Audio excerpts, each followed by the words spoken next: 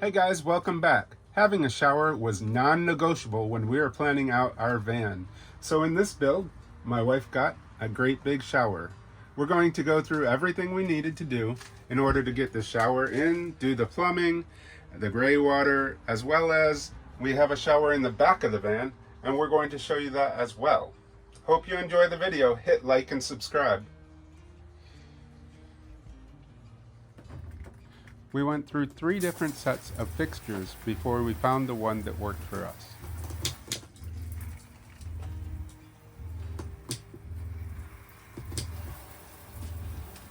We were able to get our shower pan from Rec Pro. We got a left drain one. We bought an RV drain to be able to go past the support members for the van. There is a hose, and that will go down to the gray water tank where we have a hefty filter. We ended up going with the 28-gallon water tank that could fit over the wheel well to save on space in our storage area.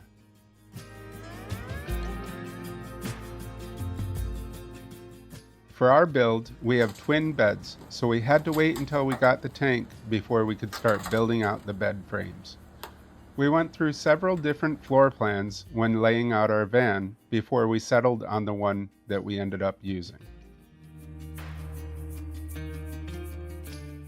Even though it is an over-the-wheel tank, you can see it still takes up a lot of space within our bed area. If you've seen my other videos, you know my cat loves to help out. Once we had the shower pan, it was time to begin framing out for the shower. This took a bit of time, a lot of planning, and a lot of head scratching as well. I had already done most of my wall framing before this, but for the shower, my wife wanted a Nook for the shampoo, conditioner, and shower gel, so I had to figure out how to add that in.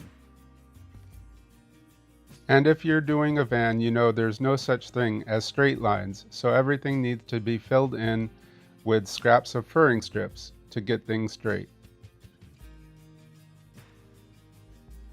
For the inside of the shower, I did the walls out of 1/4-inch Baltic birch plywood.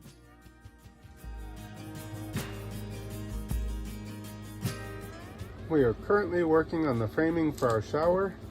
We have it spaced over on this side so that we can have a shower wall and upright studs this way, going this way, and on the back wall we have the studs going this way like traditional. I've used spacers so that it can hold it away from the bed, and I'm using the bed pretty much as my upright plumb one way, and then I'm also using a square down there to square them up. So, 2 of them up. Well, we've got those studs in. I got that temporarily put there. Another brace down there. And I'll probably do one down at the bottom. And then we'll have another one coming across. For the TV mount, we just got to figure out at what height we want the TV. Now I'm working on this wall. I've got my box at the bottom for my shower pan, and I've had to leave a bit of extra on this side so that I can get some 1/2-inch board on the outside and then the 1/4-inch on the inside. And here I am ripping down that 2x4 just a little bit so that the outside sheeting can go on. As with just about everything else in the van, I attached the shower pan frame with pocket screws.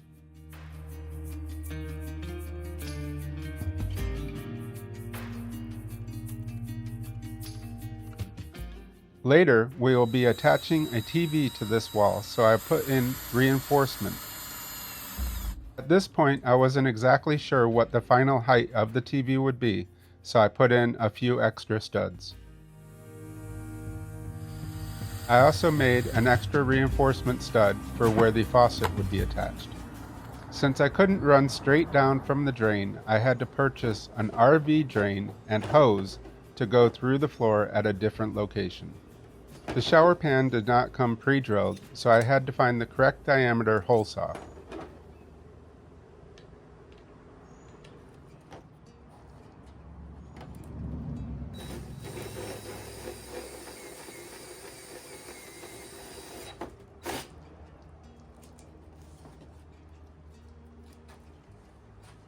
After installing the drain, I did a leak test because I'd rather find out here than when it's in the van. Here you can see I pre-drilled a recess for the drain to go into.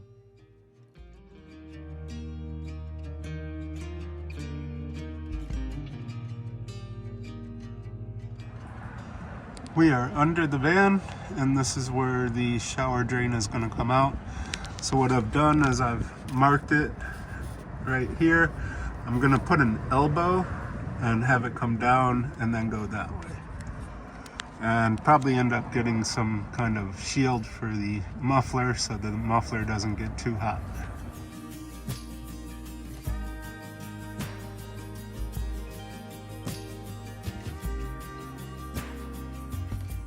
The hole here looks a bit oversized, however I do want access should anything go wrong in the future.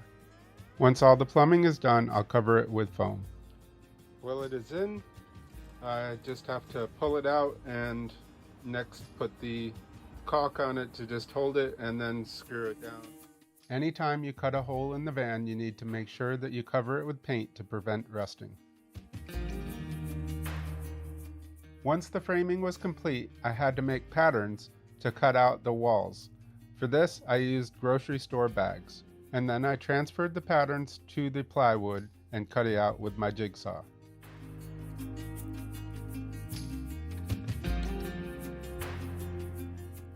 The video makes it look like it went in so easy, but I assure you, it took lots of sanding and scribing to get it to finally fit. My son and I had a camping trip that we were going to need a shower for, and this one was not going to be ready, so we'd put in an outside shower. Today's project is going to be installing this shower. It's an exterior shower for the back of the van. We do have a shower inside the van, and we were looking at putting it on the back, but I really want to keep this access open so that we can put stuff in and out without having to open up the bed. And so what we have decided to do was to go on the side of the bed and access it there. We have the instructions, and the instructions say use a professional. I think I can qualify as a professional maybe, but at any rate, we have gone ahead, cut a hole there in the side. The biggest thing we were worried is it would stick out, but because it is recessed, it fits in there nicely.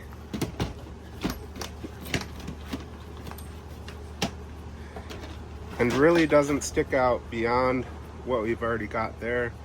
And we can have nice, easy access to it. And so we're gonna go ahead and get this all screwed in place and continue working on our plumbing.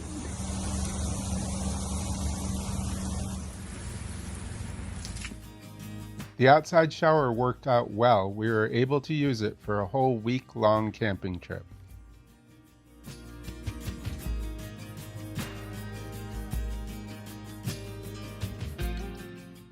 In watching a number of other videos, it looks like Seaflow is the preferred pump for van life, and I will say that I'm pretty happy with it. The next step was to attach all of the fittings to the freshwater tank and test them out to make sure there's no leaks. For all of my fittings, I used plumber's compound and Teflon tape. Here it looks like it's starting to leak, however, when I look up at the other one, it looks wet as well. So I'm assuming it's just because it was so hot out that it was turning very liquidy, because when I look back down, there is absolutely no leaking of water coming out of the tank. This must have been the case because I've never had any issues with it leaking so far. We are just about to that overflow. Let's try this side. This will be going to our water pump. That works. So I'm going to leave it for a little while just to make sure that no leaks start appearing. At the end of the video, I'll go through my plumbing system if you're interested. Here I am drilling out a hole for where the Nook will eventually be. After the plywood was all installed, I made sure to caulk the seams and then I covered them with foil tape. Additionally, I covered all of the screws with caulk as well. For our walls, we opted for FRP, fiber reinforced polymer. I had to make new patterns for all of the walls because of the thickness of the plywood. One of the things I learned is it is much more easy to do this with a second person. The second set of patterns went so much quicker with the help of my wife. Just like I did for the plywood, I had to transfer the pattern to the FRP panels.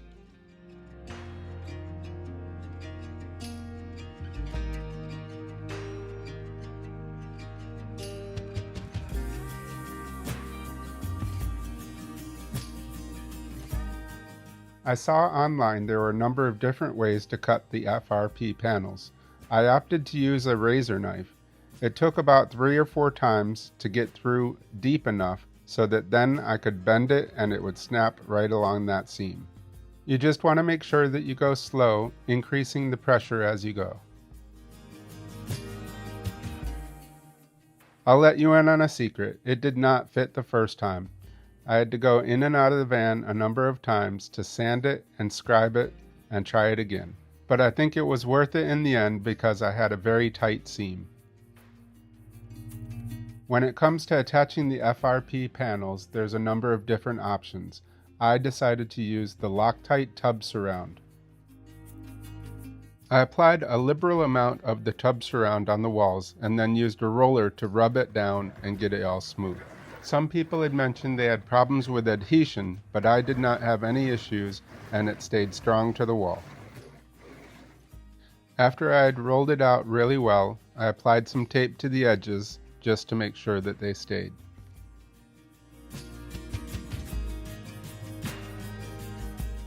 I let the walls sit for a couple days and then I came back and taped off the seams so that I could have a nice neat edge with the caulk.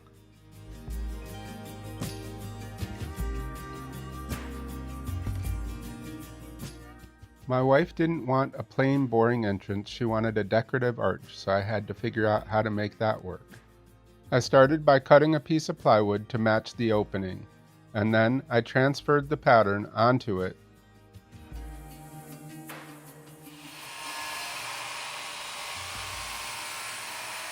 After that, I used both my circular saw and my jigsaw to cut out the opening.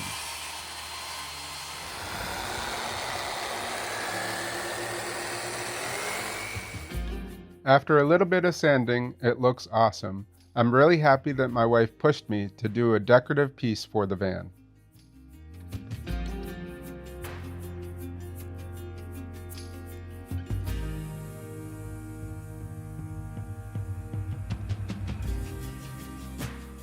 It's funny, after each little piece like this, I get more and more excited about the adventures to come in this van.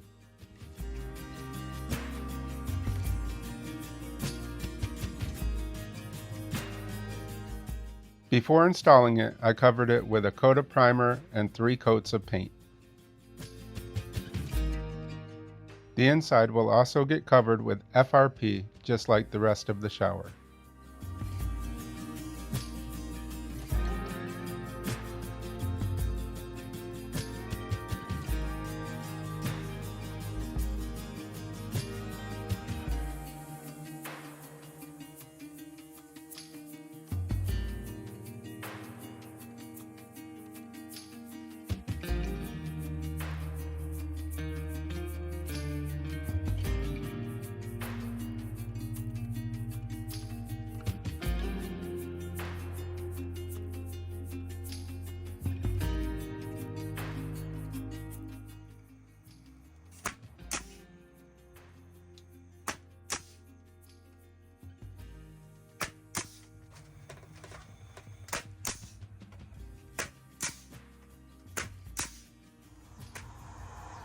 I'm continuing to work on the shower, and I think I'm going to have to drill these out a little bit deeper just because it seems like they're bottoming out before this gets completely tight. So I got to drill in a little bit deeper so that this ring can go in closer and then the outer elbow can go on. But it will look nice. You can see, here we go. That's from the other side. And it's got a handheld with on off on that, so we're not wasting water. It was quite a chore to get the inside done, so I cut out the pieces of FRP and then attached them the same way I did the walls. For the trim, I was able to find some very flexible plastic. The only problem was it was a little bit wider than I needed, so I had to take it over to the table saw and rip it down. With it being so thin and plastic, I was worried about it shattering or splintering off, so I put a guard on my table saw and held it tightly against the frame. This worked out extremely well, and I didn't have any issues with splintering or breakage. I attached it with a combination of Gorilla Glue and brad nails. All of the trim is in now, and we're just going to let it dry, come back and put some painter's caulk on it, and then paint it all. And then on the inside we'll use some silicone sealant, the same stuff that we used for the back, and that should make it pretty waterproof. Plus we'll have a curtain in here, so it should help with everything. To get to the Nook, I used a flush cut router bit and removed all of the FRP and revealed the Nook. For this, you'll definitely want to wear a mask because it does create a tremendous amount of particulate matter.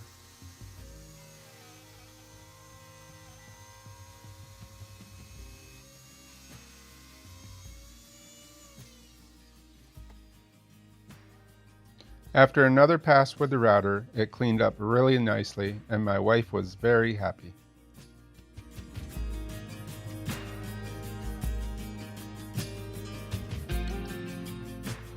Once that was done, it was just a matter of adding some FRP to the back of the Nook and adding the plumbing fixtures.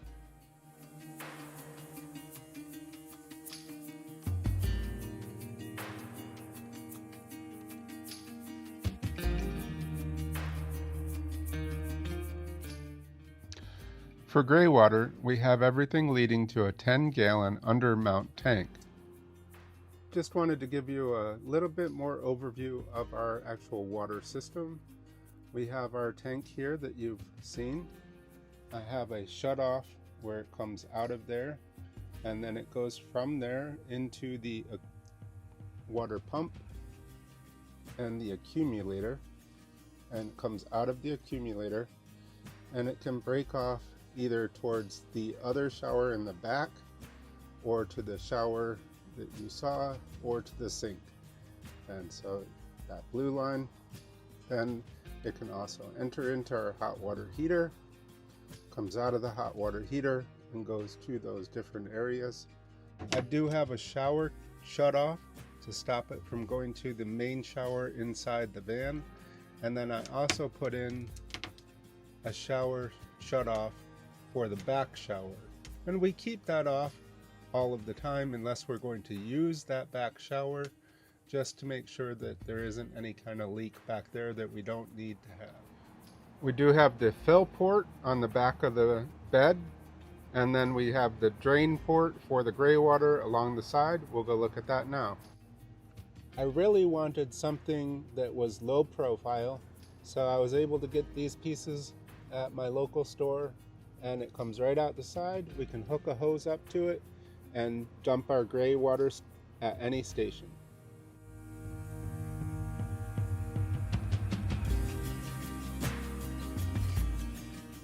I hope you've enjoyed this video.